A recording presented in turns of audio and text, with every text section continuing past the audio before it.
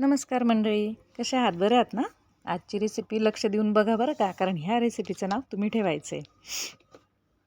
चला तर मग साहित्य तर बघून घेतलंच असेल, करूया सुरुवात. बटाटा छान किसून घेतला, त्याच्यामध्ये आपण हिरवी मिरची केलेली होती त्याचे तुकडे, चवीप्रमाणे मीठ, धने जिरे पूड, हळद, लाल तिखट आणि कोथिंबीर चिरून ठेवलेली ती कोथिंबीर घातली.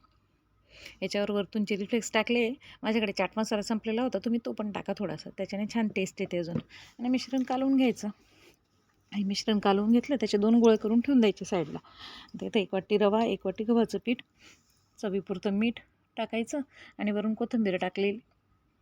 घट्टसर गोळा भिजून घ्यायचा छान. कणकेचा गोळा मळून झाला ना की थोडं 5 मिनटं त्याला साईडला ठेवायचं, कारण रवा फुलून अजून छान कुरकुरीतपणा येतो मग तळताना. काय रव्याचे कणकेचे 2 गोळे केले, 2 पिठाच्या मिश्रणाचे गोळे केले आपल्या, आणि छान पोळी लाटून घेतली आणि त्याच्यावर ते बटाट्याचं मिश्रण पसरवून घेतलं. टाईट रोल करायचा एकदम. घट्ट रोल करून झाला की चाकूने छोटे छोटे गोळे कापून घेतले, मस्त एका ताटामध्ये ठेवून दिले. इकडे तेल तापायला ठेवलं आणि ज्या कणकेच्या बाऊलमध्ये आपण कणिक भिजलेली होती ना, त्याच्यातच थोडंसं गव्हाचं पीठ, मीठ आणि तीळ टाकलेले वरून डेकोरेशनला छान दिसतं म्हणून. त्याच्यातच आपण हे कापलेले गोळे टाकायचे आपले आणि तळून घ्यायचे. छान गोल्डन रंग येऊस्तर आलटून पलटून तेलामध्ये मस्त दोघं बाजूंना खरपूस तळून घ्या. कसा वाटला आजचा बेत? रेसिपी आवडली असेल ना, तर चॅनलला सबस्क्राईब करा, लाईक करा, शेअर करा आणि कमेंट करा.